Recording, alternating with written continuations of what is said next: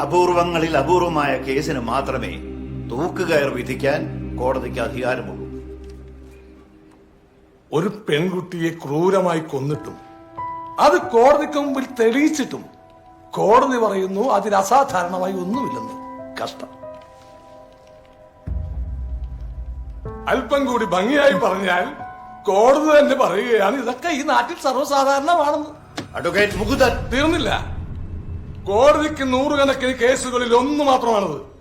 പക്ഷേ ഓരോ കേസിലെ ഓരോ പെൺകുട്ടിക്കും നഷ്ടപ്പെട്ടത് അവരുടെ ജീവിതമാണ്.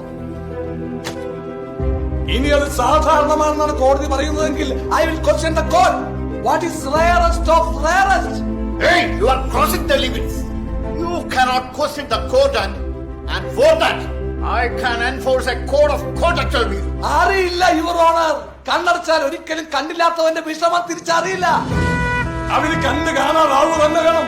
ഇന്ത്യയിലെ ഒരു കോടതിയും ഒരു ജഡ്ജിയും സ്വന്തം മകൾക്ക് സംഭവിച്ച ഇത്തരം ഒരു കേസിന്റെ വിധി പറഞ്ഞിട്ടില്ല. അഥവാ ഉണ്ടായിരുന്നെങ്കിൽ ഒരു തവണയല്ല 100 തവണ അവനെ തൂക്കിക്കൊല്ലാൻ ആ കോടതി വിധിച്ചേനെ.